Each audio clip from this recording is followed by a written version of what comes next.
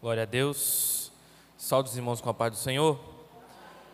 Eu quero convidá-los a fazermos a leitura do texto que se encontra em Ezequiel, capítulo de número 37.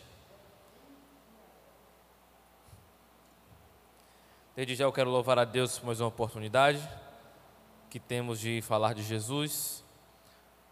Quero louvar a Deus pela oportunidade de estarmos reunidos, pela liderança, que Deus abençoe, as irmãs do ciclo de oração, a minha esposa que me acompanha e aos irmãos que trabalham e cooperam nessa obra, que Deus abençoe a todos. Ezequiel 37, quantos acharam, digam amém. Versículo de número 4.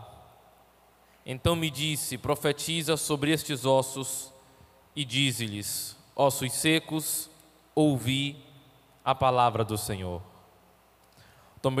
Pode assentar, por favor.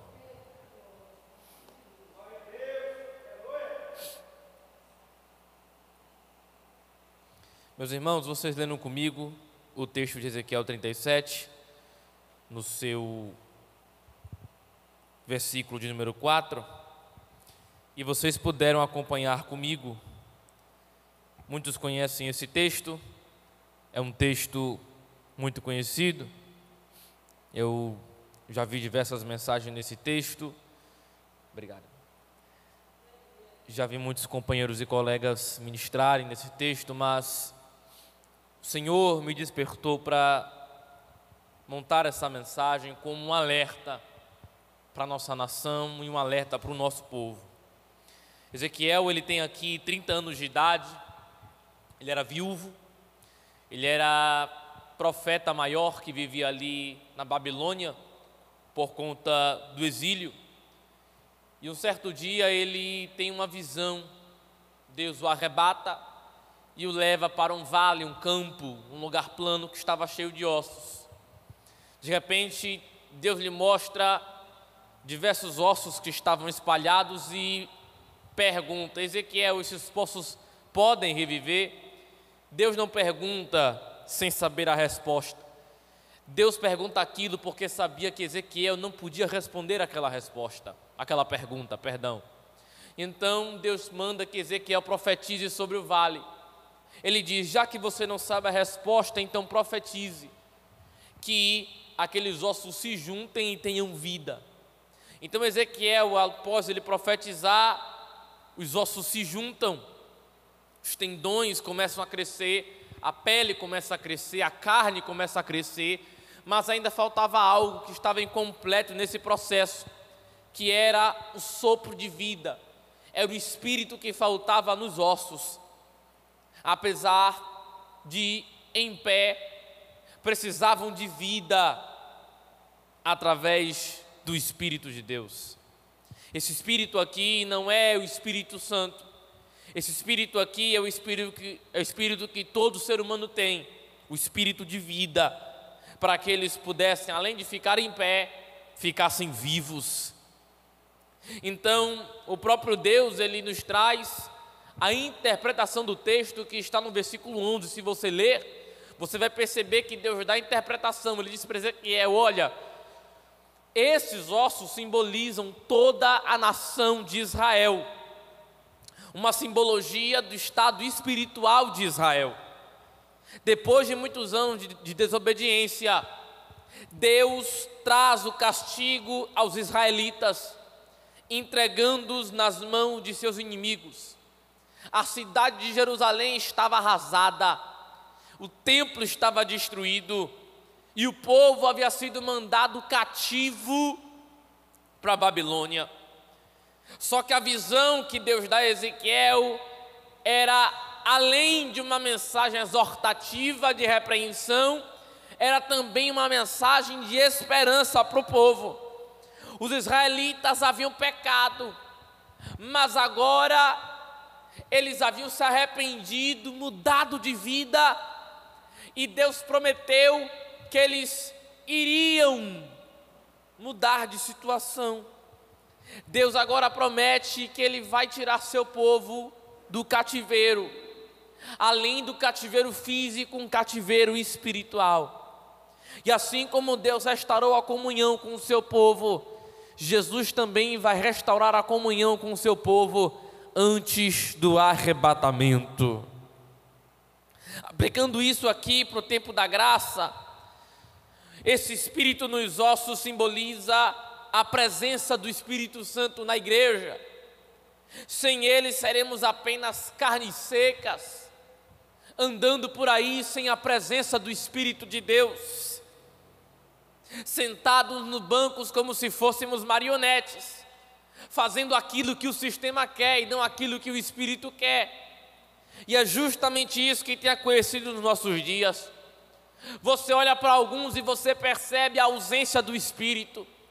E quando eu falo Espírito, irmã Dani, eu não falo só Espírito do Espírito Santo. Eu digo Espírito de alegria, eu digo Espírito de paz. Você olha e você vê que as pessoas perderam o senso, a sensibilidade, a alegria de viver. Você olha em eventos cheios, eventos lotados, você vê as pessoas engessadas, você vê parecendo doutores, não falam mais em mistério, não abrem mais a boca para dar glória a Deus. Isso tudo é a ausência do Espírito de Deus. Mas pelo poder dessa palavra, Jesus vai resgatar a sensibilidade do Espírito de Deus. Quantos concordam, digam glória a Deus.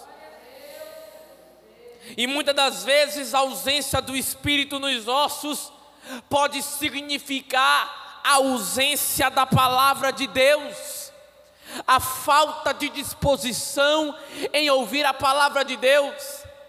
Olha o texto áureo que nós lemos: ossos secos, ouvir a palavra do Senhor. Como é que pode alguém pregar para quem não pode ouvir? Como pode um profeta pregar para quem não pode ter nenhum tipo de reação? É isso que Deus manda Ezequiel fazer. É isso que Deus manda os pregadores fazerem. É isso que Deus manda seus servos fazerem: pregar para aqueles que não podem reagir, pregar para aqueles que não podem ouvir, pregar para aqueles que não têm disposição nem ânimo. Os ossos só se juntaram e receberam o Espírito de Deus porque houve disposição em ouvir a palavra do Senhor. Então, se falta o Espírito, é porque está faltando a palavra. Porque onde tem a palavra, tem o Espírito de Deus. Você olha para a geração de hoje e as coisas não são mais como antigamente. Você olha para a geração de hoje e você é uma geração ausente da palavra. Você vê uma geração que é muito emocionada, que é muito veloz em querer aquilo que é temporário, mas não almeja aquilo que é eterno, que é a palavra de Deus. Os cultos cada vez mais se esfriando. Escola bíblica dominicais, ciclo de oração, cultos de terça-feira cada vez mais vazios. Por quê? Não é falta de convite, não é falta de oração da liderança, é falta de disposição em ouvir a palavra de Deus. Quando vê Beltrano no cartaz, já diz: olha, já conheço a palavra dele, eu já não vou lá, porque já conhece a mensagem, sabe que a palavra vai ser de sacode, já sabe que a palavra vai ser pregada e falta disposição em ouvir a palavra de Deus. Já fui em lugares pregar a palavra que eu já não vejo o rosto de certos irmãos, porque já sabem que a palavra é certa. Conheço colegas de ministério que dizem: rapaz, eu vou pregar no culto e no dia eu não vejo o Beltrano lá. É porque já sabem que a palavra vai ser pregada. Quando chega no culto de terça-feira, quer o auxiliar, o obreiro, o pastor que vai pregar, muitos já se ausentam porque sabe que a palavra vai ser pregada.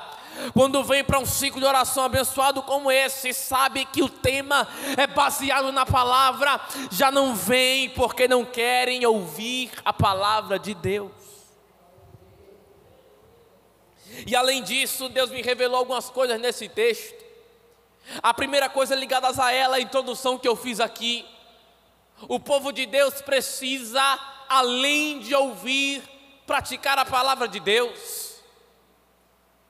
Olha o que o apóstolo Tiago disse no capítulo 1, no versículo 22. Sede cumpridores da palavra e não somente ouvintes, enganando vocês mesmos com falsos discursos. Tiago está falando, olha, se você vai para o culto, não guarda o que você ouviu no culto, na palavra, e não pratica o que você ouviu, no culto, você se enganou com falso discurso. Se você vai para a palavra e não ouve o que o pregador disse, o que o pastor disse, o que a irmã do ciclo de oração disse, você se enganou com o discurso dela. O discurso até foi verdadeiro, mas a sua forma de ouvir foi enganosa. E o apóstolo Tiago, ele conclui seu pensamento falando assim: pessoas que ouvem, mas não guardam nem praticam, é semelhante a alguém que vai no espelho, contempla a sua aparência e depois vai embora e se esquece como era. O que Tiago está falando é: pessoas que ouvem, mas não praticam, é semelhante a alguém que vai no espelho, olha a aparência, depois que vai embora se esquece como era. E tem acontecido isso nos nossos dias. Cultos lotados, o tema é baseado na palavra, mas você pergunta como é que foi a palavra, eu não sei. O poder foi tão forte que esse poder não fez o indivíduo guardar a palavra. Você pergunta, o movimento foi forte, mas o movimento foi tão forte que te fez esquecer da palavra. As pessoas querem movimento, as pessoas querem poder. Para que tanto poder se não guarda a palavra? O poder é em vão. Atos dos Apóstolos, eles tinham poder para anunciar a palavra de Deus. Atos dos Apóstolos, eles tinham poder para anunciar o poder do Evangelho, para pregar aos cativos. Hoje muitos nem fazer um curso básico de teologia querem, porque eles só estão à disposição em ouvir a palavra do Senhor.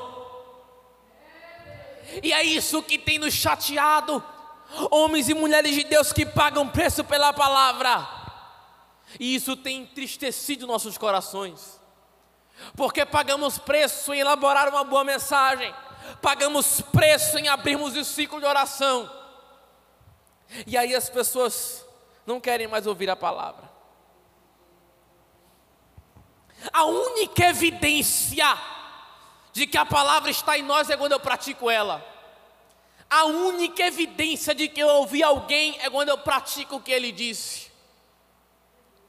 Você, quando era pequeno, já deve ter passado por isso. Seu pai ou sua mãe te repreendeu, falou alguma coisa para você e você começou a praticar. Por quê? Medo, temor e tremor. As pessoas perderam o temor pela presença de Deus. As pessoas perderam o tremor pelo Deus santo, justo e reto. Antigamente na lei de Moisés era dente por dente, olho por olho. Se não fizesse, morria na mesma hora. Hoje estamos no tempo da graça. As pessoas pensam que o cinto, a porta se alargou. Não é verdade. É justamente porque estamos no tempo da graça que o negócio ficou mais estreito. Não precisa mais partir para a prática. Só no olhar já peca, só no pensamento já peca. As pessoas pensam que Deus mudou, as pessoas pensam que o Espírito Santo mudou, mas no último livro do Antigo Testamento, Deus diz assim: eu sou o Senhor e não mudo. Precisamos voltar a temer na presença da palavra de Deus. É disso que precisamos. E a segunda coisa que eu percebo aqui é que o povo de Deus precisa ser avivado pelo Espírito de Deus. Quando eu falo em avivamento, quando eu falo em poder, quando eu falo em movimento, não é um movimento que é limitado a quatro paredes.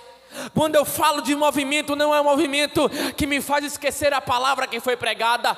Quando eu falo em movimento, não é um movimento que só almeja a parte divina, a parte milagrosa, e rejeita a parte racional. Não. O movimento que eu falo é o mesmo movimento que esteve presente em Atos dos Apóstolos. Eles pregavam, curavam, profetizavam, e milhões de pessoas se convertiam. Os bancos, faltava bancos para pessoas se assentarem. Mas os tempos foram mudando, porque as pessoas foram se esfriando na fé. Nós precisamos do poder de Deus, que nos faz rejeitar a carnalidade. Tem gente que está cheia da carnalidade porque não ora mais. Quando você já não percebe, já parou de ler a Bíblia, já parou de jejuar, já parou de vir para a igreja. Por quê? Porque deixou a carnalidade se instalar. O negócio é muito simples: se orarmos, viveremos, mas se não orarmos, morreremos. Estamos vivendo numa geração diabética, estamos vivendo numa geração açucarada, doente, anêmica, porque falta-lhes o poder de Deus. Falta-lhes coragem para anunciar-lhes o Evangelho.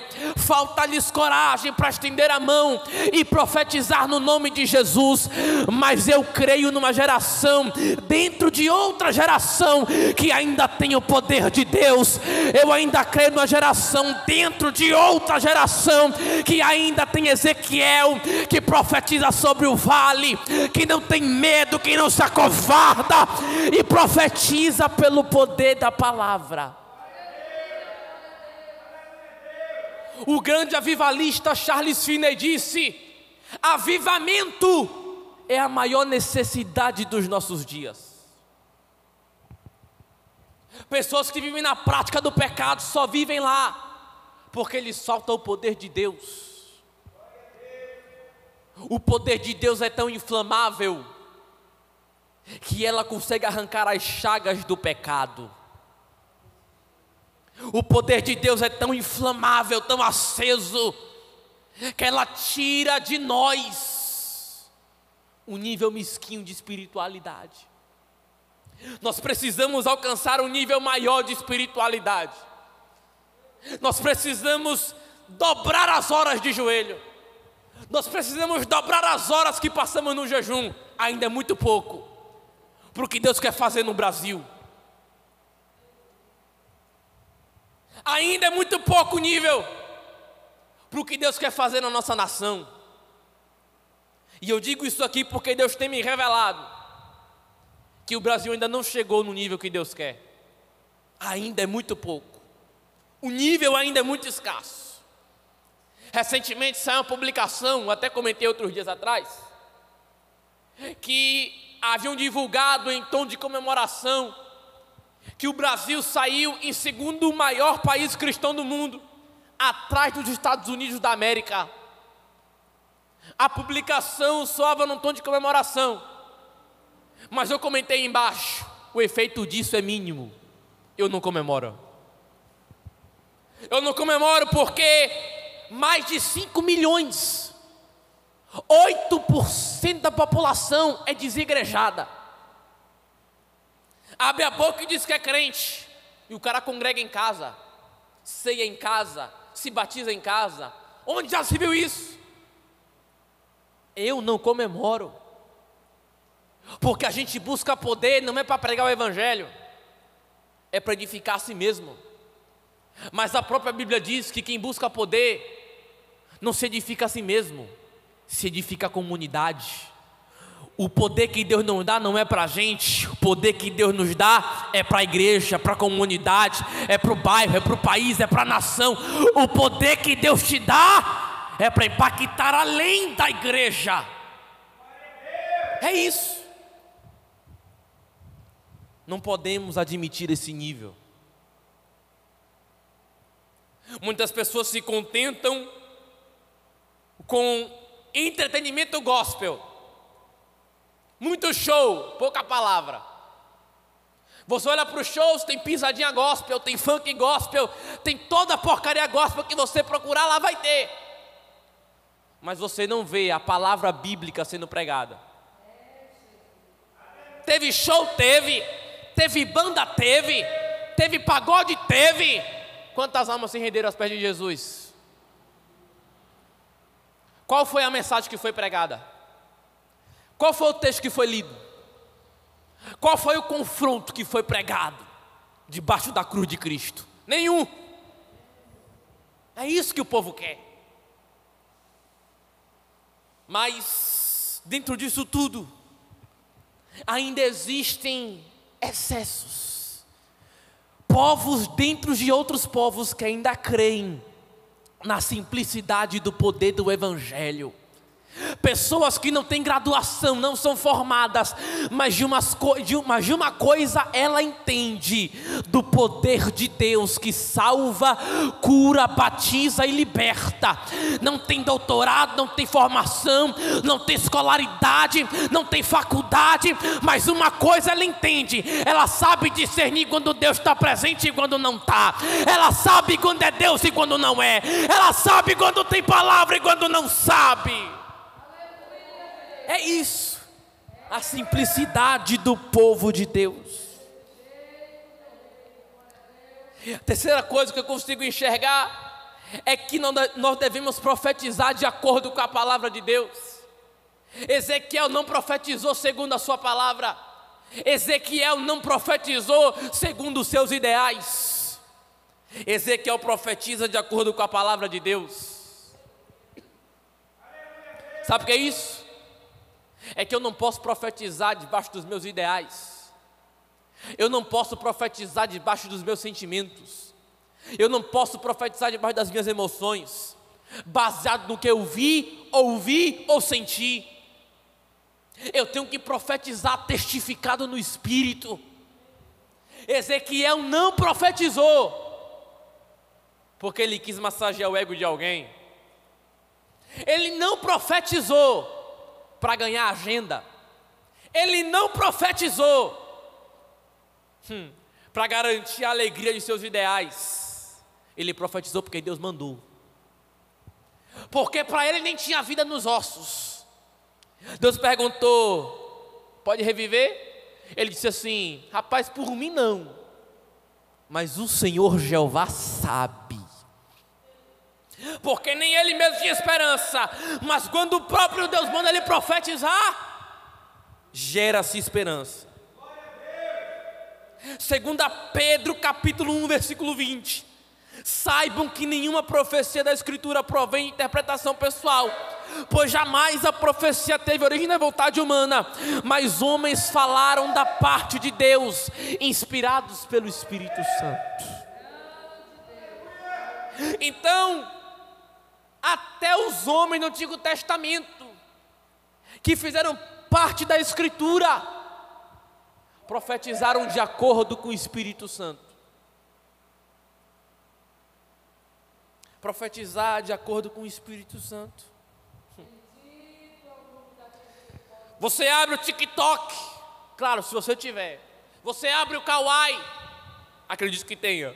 Você abre o Instagram e você vê profetas de Pix. Você vê falsos profetas, falsos pregadores. O cara senta num banquinho, começa a pregar um falso evangelho e diz que Deus mandou.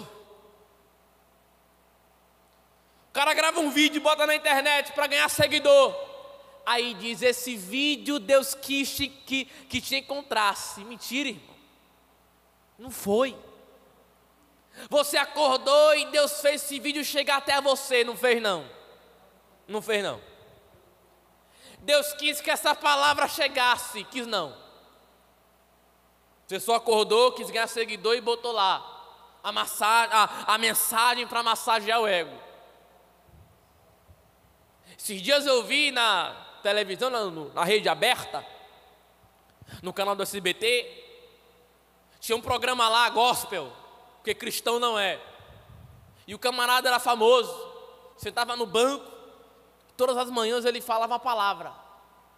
E graças a Deus o programa saiu do ar. E aí ele profetizava coisas, falava coisas que pareciam que eram de Deus, mas não é.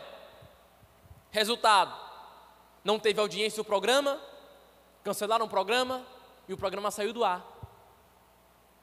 Porque aqueles que profetizam de acordo com as virtudes humanas não prevalecem.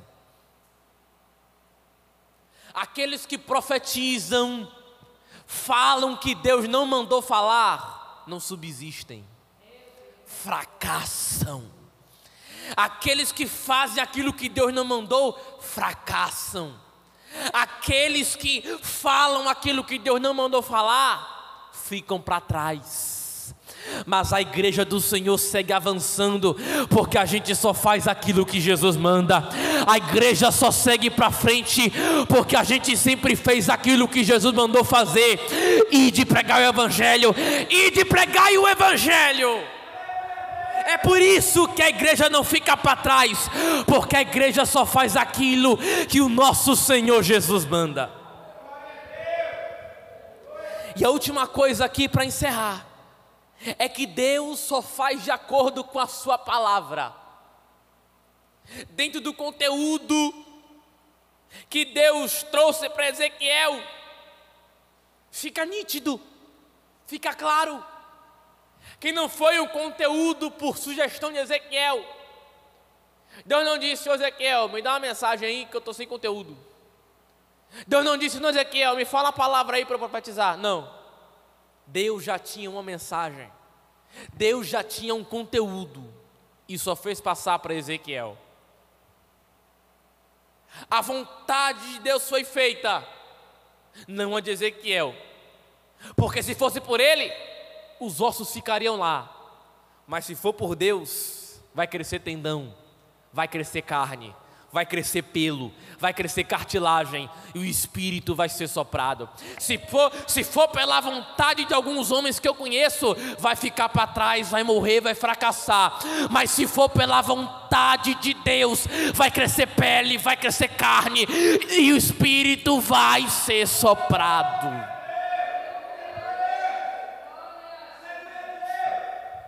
Ai de mim e de outros colegas, se formos depender dos homens para ter agenda. Ai de alguns trabalhadores se forem depender de patrões que são fajutos. Ai de algumas mulheres e homens se forem depender de outros homens para vencer na vida. A gente só consegue avançar debaixo da vontade de Deus. A gente só consegue ir para frente de acordo com a vontade de Deus. Nenhuma pessoa que viveu debaixo da vontade de Deus ficou para trás. Pode pesquisar, pode ver. Nenhuma pessoa que viveu debaixo da vontade de Deus ficou para trás, morreu ou fracassou. Quem vive debaixo da vontade de Deus segue avançando, segue firme, segue constante, segue vencendo, e o inferno ficando para trás.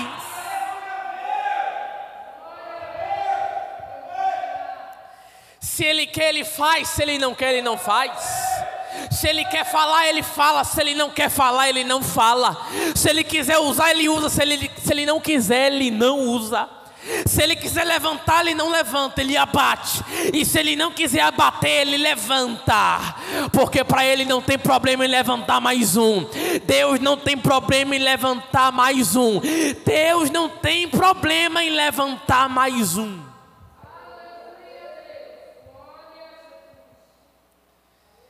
E até sem falar, ele faz. Ele não precisa de sócio. Eu acho engraçado que tem alguns ímpios que falam assim: não, Deus é meu sócio. Aonde? Deus não precisa de sócio. Deus não precisa de empresário. Antes mesmo do universo ele já era Deus. Antes mesmo de céu e terra e seres humanos ele já era Deus.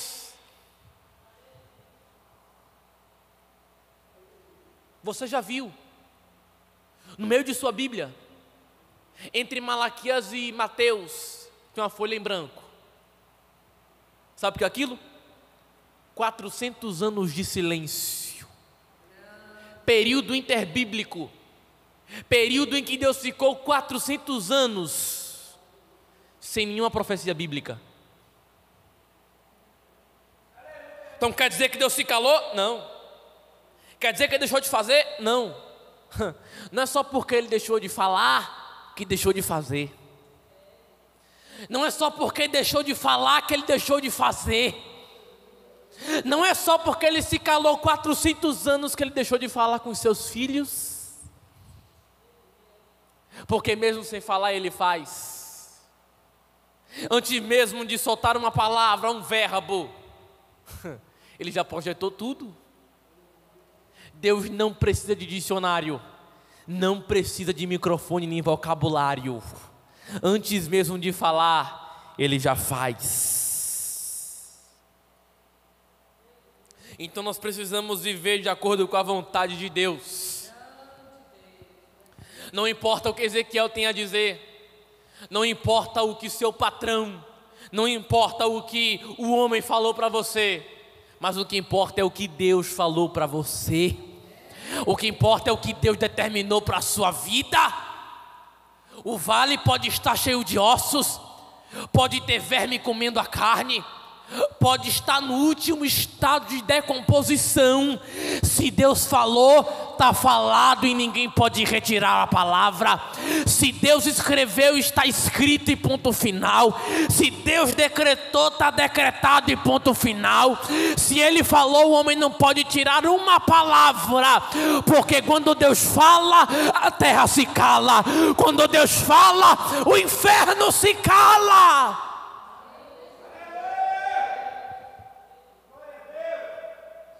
E o povo de Deus se arrependeu e voltou para Ele.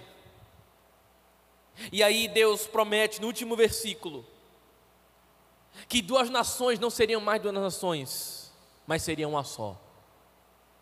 No último versículo Deus diz que novamente Ele ajuntaria seu povo, e não seria mais dois, mas um só. E hoje temos o resultado. Alguém se converte para Jesus e vira parte da igreja. Do outro lado do mundo, alguém aceita Jesus e vira parte da igreja. Sabe o que é isso? Paulo disse: todos aqueles que são gregos, judeus ou gentios, a não depender da etnia, eles são todos um só em Cristo Jesus. O que vai ser arrebatado não é CNPJ, o que vai ser arrebatado não é CPF, o que vai ser arrebatado é a igreja do nosso Senhor Jesus Cristo. O que vai ser arrebatado não é a placa, o que vai ser arrebatado não é o dogma, o que vai ser arrebatado não é o costume, não é o uso. O que vai ser arrebatado é um povo só. Pode ser negro, pode ser branco, pode ser rico, pode ser pobre, pode ser o que for. O que vai ser arrebatado é o povo de Deus.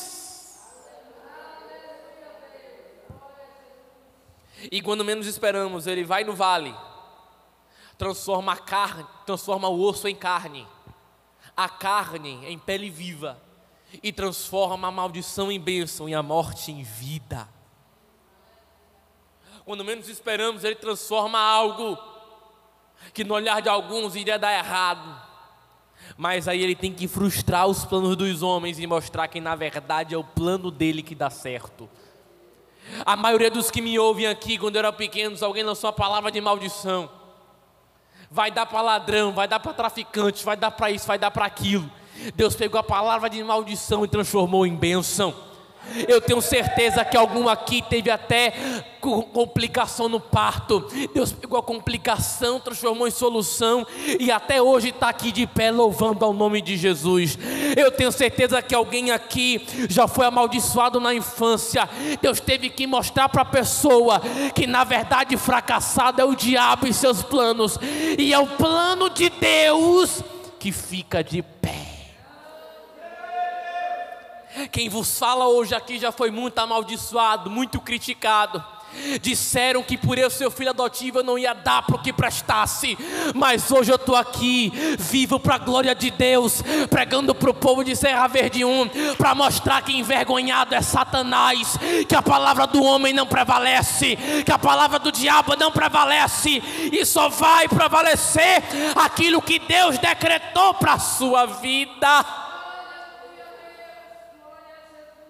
É isso que prevalece para a sua vida. É isso. E desde já que Deus abençoe.